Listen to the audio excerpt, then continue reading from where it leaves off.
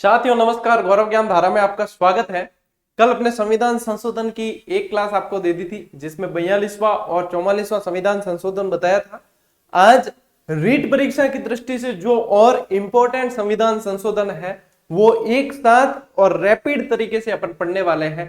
ये जो है क्रैश कोर्स में भी एक यूं समझ लो कि रैपिड रिवीजन का एक तरह का कैप्सूल है जो आपको मतलब बहुत कम समय में बहुत सारी जानकारी दे देगा। मैं इस क्लास में और अभी जितनी क्लासेस आएगी उन सब के माध्यम से आपका समय जितना बच सके उस सब का पूरा ख्याल रखूंगा ताकि आप अधिक से अधिक स्वाध्याय कर सकें, खुद पढ़ सकें, सेल्फ स्टडी कर सकें और जो चुनिंदा चीज आपको स्पेशली ध्यान देनी है वो क्लास के माध्यम से आप उस पर भी ध्यान दे सकें। तो आज की इस क्लास में साथियों जो संविधान संशोधन में बता रहा हूं वो रीट परीक्षा की दृष्टि से इंपॉर्टेंट है, जिनको एक साथ अपन देख लेते हैं। ठीक है साथियों, शुरू करते हैं आज की क्लास को। ज्यादा लंबी नहीं होगी, शॉर्ट क्लास है बिल्कुल। देखो कल 42वां और 44वां देख लिया है। 42वां संविधान संशोधन जिसे लघु संविधान के नाम से भी जाना गया है वो पूरा अपन कल पढ़ चुके हैं। आज कुछ और पढ़ते हैं जिसमें साथियों सबसे पहले अपन पढ़ रहे हैं 7वां संविधान संशोधन जो क्रियान्वित मतलब किया गया 1956 का समय है वो। तो ये राज्य पुनर्गठन आयोग जो था साथियों 1955 उसकी क्रियान्विति हेतु ये लाया गया था और उसकी क्रियान्विति के बाद राज्य पुनर्गठन आयोग की क्रियान्विति के बाद में फिर उस समय जो भारत की स्थिति थी वो 14 राज्य और 6 संघ शासित क्षेत्र थे। ठीक है, उस समय तत्कालीन 14 राज्य और 6 संघ शासित क्षेत्र थे। तो इसके बाद में संघ शासित यानी कि केंद्र शासित, तो उसके बाद में फिर धीरे धीरे और राज्यों की संख्या बढ़ती गई और ऐसे आज वर्तमान में देखेंगे तो 28 राज्य और 8 केंद्र शासित प्रदेश है। तो एक अलग पूरी वो चलती रहती है प्रक्रिया। फिर साथियों एक ध्यान रखना आपको 10वां संविधान संशोधन। 10वें संविधान संशोधन से क्या किया गया, दादरा नगर हवेली को भारतीय क्षेत्र में मिलाया गया। अब भारतीय क्षेत्र में कैसे मिलाया, यानी कि ये पुर्तगालियों के अधीन था और पुर्तगाली एक ऐसी शक्ति है, ऐसी विदेशी शक्ति है जो भारत में सबसे पहले आने वाली विदेशी शक्तियों में भी इनका नाम है और सबसे अंत में जाने वालों में भी इनका नाम है। तो यहाँ पे ये इनके अधीन था तो इसको भारत में शामिल किया गया और इसे संघ शासित क्षेत्र का दर्जा दिया गया। ठीक है, 15वां संविधान संशोधन इसके अंदर क्या किया गया साथियों कि उच्च न्यायालय के जो न्यायाधीश हैं उनकी सेवानिवृत्ति की आयु को 60 से बढ़ाकर 62 किया गया। ठीक है ना, तो आयु 60 से बढ़ाकर 62 किया गया किसके अंदर, 15वें संविधान संशोधन के अंदर।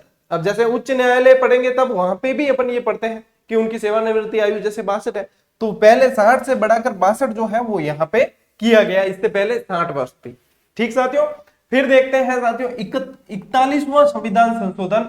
जो लोक सेवा आयोग के सदस्यों की सेवानिवृत्ति आयु है उसे 60 से बढ़ाकर 62 किया गया। दोनों मैंने पास पास दिया आपको। ये 15वें से आपने किया है उच्च न्यायालय के न्यायाधीश और यहाँ पे 41वें से किया है लोक सेवा आयोग के सदस्य और इनकी। ठीक है, तो यहाँ पे इनकी भी 60 से बढ़ाकर 62 वर्ष की गई। ये मोस्ट इंपॉर्टेंट है 52वां संविधान संशोधन। और 52वां संविधान संशोधन 1985 के द्वारा 10वीं अनुसूची जोड़ी गई।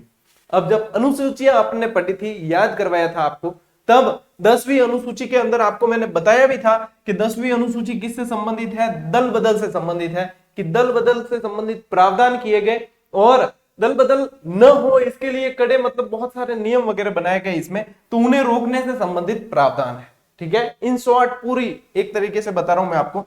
फिर देखो साथियों 61वां संविधान संशोधन, इसके द्वारा ध्यान रखना 1989 के द्वारा कि मतदान की आयु जो है 21 वर्ष से घटाकर 18 वर्ष की गई। सारे के सारे मोस्ट इंपोर्टेंट है, 3 स्लाइड आज दूंगा और तीनों स्लाइड में मोस्ट इंपोर्टेंट।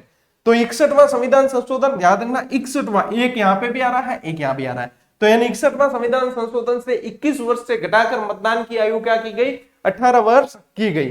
तो ये सारे के सारे आपको ध्यान रखने हैं।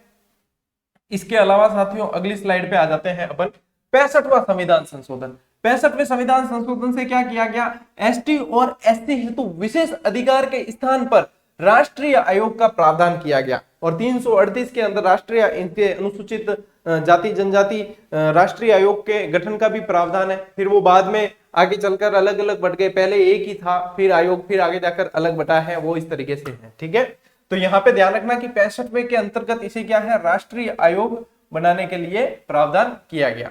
70वां संविधान संशोधन, इसके अंतर्गत क्या है साथियों, दिल्ली और पांडिचेरी की विधानसभाओं के जो निर्वाचित सदस्य हैं उनको राष्ट्रपति के निर्वाचक मंडल में शामिल किया गया। वैसे तो राष्ट्रपति के निर्वाचन में संसद के यानी लोकसभा और राज्यसभा के निर्वाचित सदस्य आते हैं, लेकिन इसके अलावा विधानसभाओं की यदि बात करें तो पांडिचेरी और दिल्ली के जो विधानसभाएं हैं उसमें, क्योंकि ये संघ शासित क्षेत्र है, तो इन संघ शासित क्षेत्रों की इन विधानसभाओं को यानी दिल्ली और पांडिचेरी वालों को ही निर्वाचक मंडल में शामिल किया गया। संघ शासित क्षेत्र में से इन्हें ही शामिल किया गया, ये ध्यान रखना। ध्यान देने योग्य बात ये है, ठीक है। और देखो 71वां संविधान संशोधन, 8वीं अनुसूची के अंदर 3 भाषाएं जोड़ी गई, जिसकी ट्रिक है कॉमन यानी कि कोंकणी, ठीक है, और मणिपुरी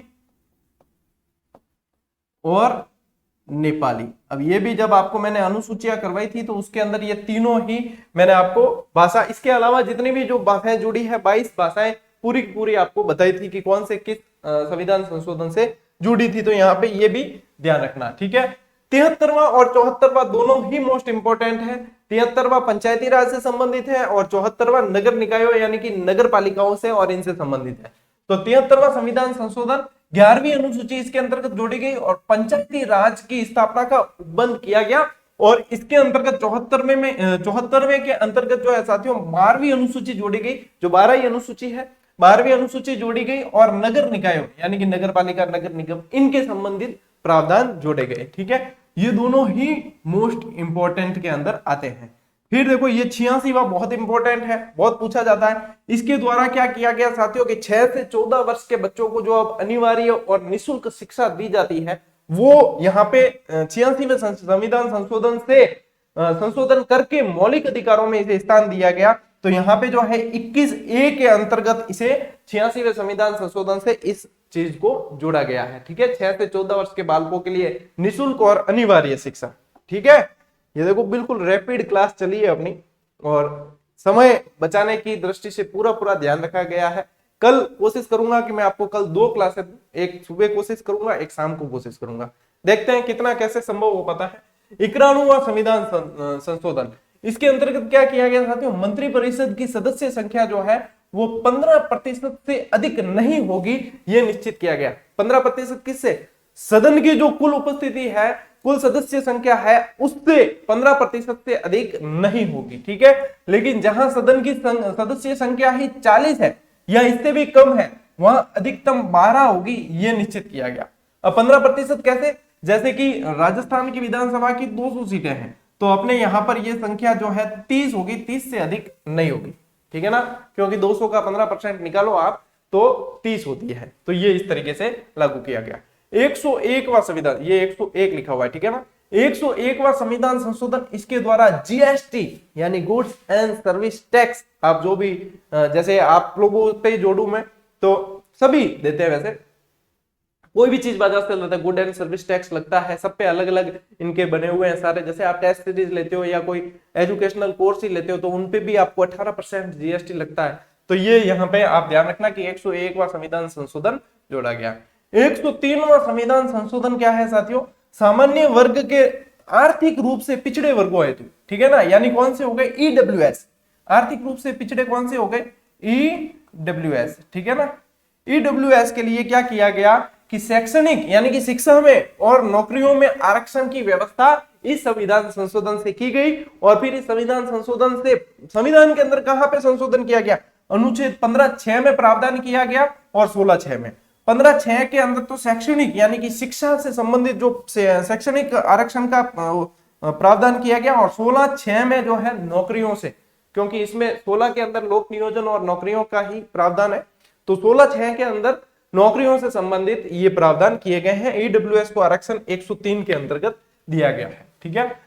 अनुच्छेद 104 के अंतर्गत क्या है साथियों, लोकसभा और विधानसभा के अंदर एसटी एससी के आरक्षण को 10 वर्ष तक यानी कि 2030 तक बढ़ा दिया गया है। और इसके अंदर एक और है कि लोकसभा और विधानसभा के अंदर अंगल भारतीय यानी कि जो अंगल भारतीय के मनोनीत जो होते थे, जैसे राष्ट्रपति द्वारा मनोनीत किए जाते थे, तो 2 यहाँ पे लोकसभा में किए जाते थे, 12 तो राज्यसभा में वो अभी भी होते हैं, तो 2 जो यहाँ पे किए जाते थे उनको उनका जो कर दिया है ये प्रावधान समाप्त कर दिया है, ठीक है। और वर्तमान में यदि अंगल भारतीय कितने हैं टोटल भारत में यदि देखे जाए तो उनकी संख्या 296 है, ठीक है ना। तो विधानसभा और लोकसभा दोनों के अंदर ये प्रावधान समाप्त कर दिया गया। तो पहले पूछते थे तो पहले 2 सीटें लोकसभा में इनके लिए रिजर्व रहती थी, अब ये नहीं है। तो साथियों ज्यादा समय मैंने लिया नहीं है, मुझे पता है, और इस तरीके से आपके आज रैपिड रिवीजन की टाइप में और मुख्य संविधान संशोधन जो आप कह रहे थे कि सर आप ही करवा देना, तो एक ये निचोड़ जो है और आप पाओगे कि लेवल आपका एग्जाम में क्वेश्चन बनने का यही रहता है। तो एक साथ में आपके सारे संविधान संशोधन आ गए।